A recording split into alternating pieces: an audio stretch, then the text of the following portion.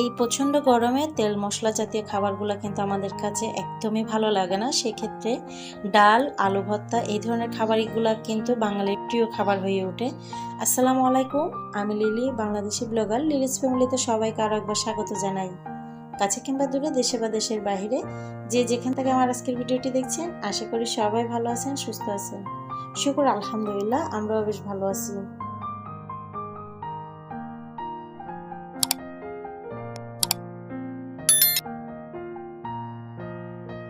এই প্রচণ্ড গরমে আর প্রচুর পরিমাণে লোডশেডিংয়ে দুয়ে মিলে নাস্তানাবত অবস্থা। কার কী অবস্থা নিশ্চয়ই জানাবেন। আজকে এই গরমের মধ্যে রান্নাবান্না করার একদমই মুড ছিল না। কিছু ভর্তা করে নিছি, কিছু আম দিয়ে টক দিয়ে যে ডালটা রান্না করা হয়, তো আমের টক দিয়ে কিছু ডাল রান্না করে নিছি আর কিছু ভর্তা করে নিচ্ছি বসে খাওয়ার জন্য। আমি আশা করি আমার আজকের ভিডিওটি বরাবরের মতো আপনাদের কাছে ভালো লাগবে। ভালো লাগলে প্লিজ ছোট্ট একটা লাইক দিয়ে ভিডিওটি কন্টিনিউ করবেন। আপনি যদি আমার চ্যানেলে নতুন হয়ে থাকেন তাহলে আমার চ্যানেলটা সাবস্ক্রাইব করে নেবেন, পাশে থাকা অল অপশনটি চালু করে দিবেন।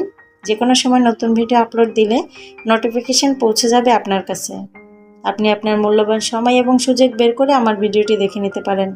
যারা অলরেডি এই কাজটা করে দিচ্ছেন সবাইকে অসংখ্য ধন্যবাদ। রান্না করতে করতে কিছু ভর্তাও করে নিচ্ছি, এগুলো খাবো।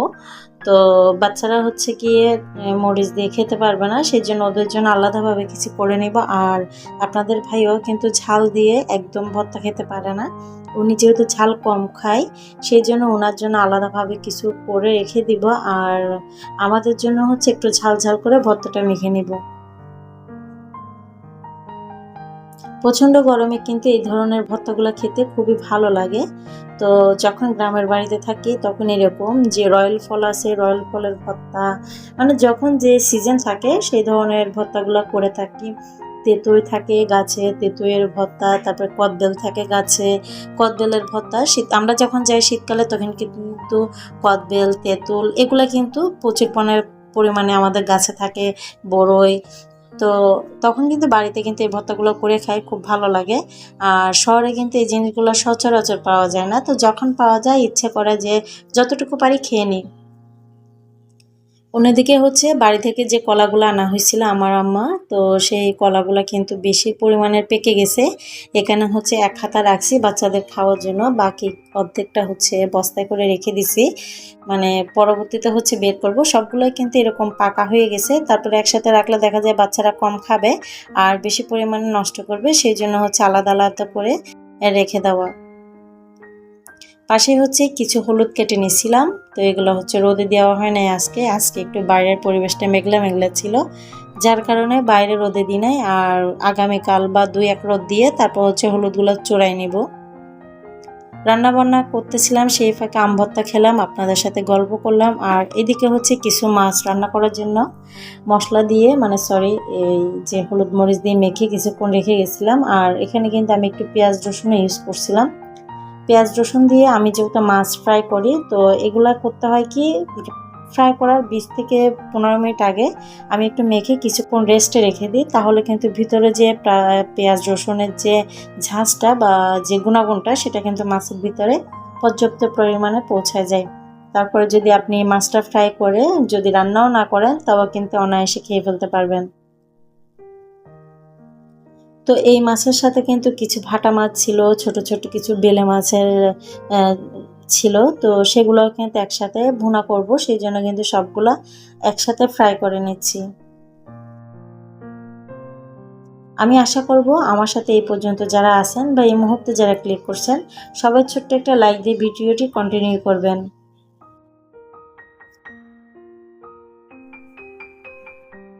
প্রচণ্ড গরম সেহেতু কিন্তু সবারই একই অবস্থা। আমি মনে করি আমরা যারা ঘরে আছি তাদেরও কিন্তু অনেক কাজ থাকে, সংসারের বাচ্চা সামলানো, পরিবারের অন্যদের দেখাশোনা করা, সব মিলিয়ে কিন্তু প্রত্যেকেরই কিন্তু অনেকটা কষ্টের মধ্যে দিয়ে দিন পার করতে হয়। যারা বাইরে অফিসে কাজ করে তাদেরও কিন্তু বাইরের যে কাজের চাপটা থাকে বা অফিসের যে কাজগুলো থাকে সেগুলো মেনটেন করতে অনেক সময় অনেক প্রবলেম হয়ে যায়। অনেক ক্ষেত্রে দেখা যায় যে আমরা যারা বাসায় থাকি আমরা কিন্তু একটু রেস্ট নিয়ে কাজগুলো করতে পারি, বাট যারা অফিসিয়াল বা বাইরে প্রফেশনালভাবে কাজ করে তারা কিন্তু ওই জিনিসগুলো পায় না। তো আমাদের থেকে তাদের অবস্থা কিন্তু আরও বেশি খারাপ। আমার তো ভাবতে অবাক লাগে যে যারা প্রতিদিন প্রতিটা মুহূর্তে বাইরে সময় কাটাচ্ছে তাদের কি অবস্থা। বাসায় এসে রাতের বেলা একটু শান্তিতে ঘুমাবে, সেই ঘুমটাও কিন্তু এখন দিতে পারতেছে না। কারণ রাতেও কিন্তু এখন দেখা যায় প্রচুর পরিমাণে লোডশেডিং হয়। তো এই গরমের মধ্যে কারেন্ট যদি না থাকে তাহলে শান্তির ঘুম কিভাবে আসবে বলেন। জানি না কখন এই পরিস্থিতি স্বাভাবিক হবে, যুদ্ধ থামবে আমাদের দেশে বা অন্যান্য দেশে। এই যে সরবরাহ যে ঘাটতি, এই ঘাটতিটা কবে পূরণ হবে আর কবে মানুষের যে জীবনযাত্রার মানটা সেটা স্বাভাবিক হবে। আল্লাহর কাছে সর্বত্রই দোয়া করি, আল্লাহ সব কিছুই দেখছেন, সব কিছুই ভালোভাবে বুঝছেন। তো চাই এটাই দোয়া করব যে সর্বত্র আল্লাহ যেন সবার উপরে রহমত নাজিল করে, সবাইকে হেফাজত করুক। আমিন। এদিকে কিন্তু মাছগুলো ফ্রাই করে রান্না করতে বসাই দিছি। আর যে তেলের ছিটা ছাটা পড়ছিল ফ্রাই প্যান থেকে যে চুলার উপরে, সেগুলো একটু মুছে পরিষ্কার করে নিছি। ভুল ত্রুটি হলে সবাই ক্ষমা সুন্দর দৃষ্টিতে দেখবেন। আজকের ভিডিও আর বেশি বড় করব না। সবাই ভালো থাকবেন, সুস্থ থাকবেন। আল্লাহ হাফেজ। আসসালামু আলাইকুম।